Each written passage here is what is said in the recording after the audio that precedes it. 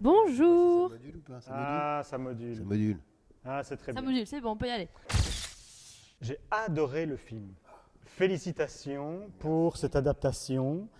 Je trouve que tout y est de la bande dessinée que je suis depuis 2001 dans Spirou. Je trouve que tout y est. Je ne sais pas ce que tu aurais pu faire de mieux. Au bout d'une minute, j'avais compris qu'il avait le ton, qu'il était dans la comédie, que c'était une comédie girly, jeune, dynamique, moderne. Et en fait, j'ai pas de questions.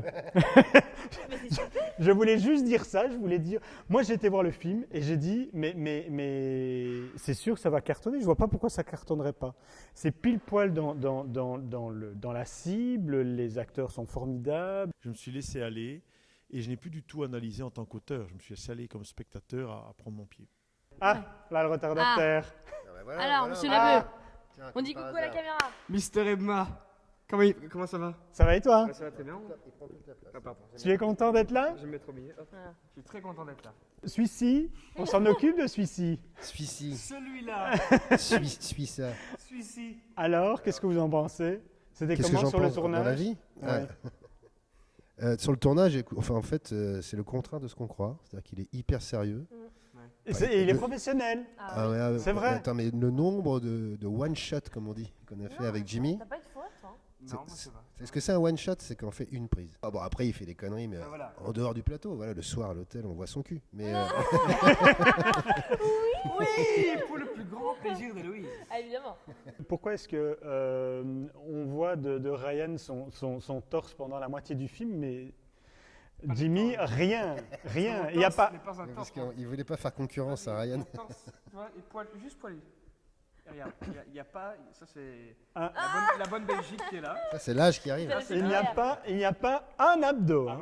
Que de la mousse. Hein. Que de la mousse. Il y a un gros abdo. Un gros abdo. Pourquoi avoir voulu adapter Tamara? D'abord, c'est une proposition de la productrice. Moi, je connaissais pas la BD non plus. La productrice m'a appelé, on se connaissait déjà. Elle m'a dit, mais tu veux pas adapter cette BD? C'est sa fille qui lui a conseillé. Pour l'anecdote, pardon, c'est une histoire vraiment mère-fille au départ. Moi, je ne connaissais pas du tout la BD ni le personnage, j'en avais jamais entendu parler. Mais quand j'ai reçu le scénario, le soir même, j'ai tellement adoré le scénario que j'ai acheté sur iTunes, là, mon téléphone, le tome 1, pour Oui. voir si c'était vraiment bien. Et c'était vraiment très bien. Moi, j'ai passé le casting, je me suis donné à fond. Et après, j'ai rencontré Alexandre, j'ai fait des essais avec Ryan, tout ça. Et puis après, il y a eu le tournage, mais à la base, je connaissais pas, non. Daras m'a dit que tu avais pris 12 kilos pour le film, c'est vrai cette histoire? C'est vrai? Mais je ne sais pas, je pose une question. Oui, c'est une réponse. Ah, bah, très C'est bien. vrai?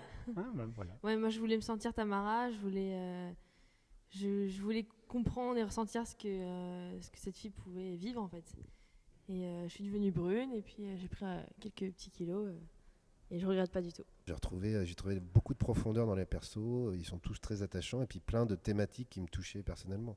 Et puis il nous a laissé vraiment, bon je dirais pas la bride sur le cou, mais quasi. Ils nous ont jamais rien demandé. C'est même eux qui ont insisté pour qu'on fasse une histoire qui...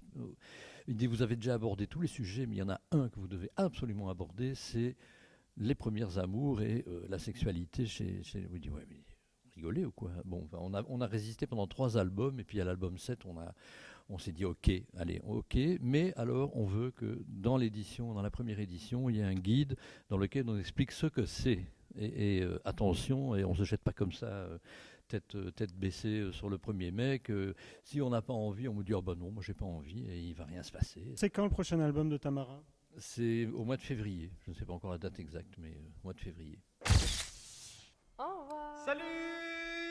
Au revoir. Ce sera tout pour aujourd'hui, cette Chronique People. On se retrouve très vite pour de nouvelles aventures. D'ici là, n'hésitez pas à partager cette vidéo auprès de vos nombreux amis, à me suivre sur Facebook, Twitter, Instagram. Abonnez-vous à ma page YouTube. À bientôt, bisous!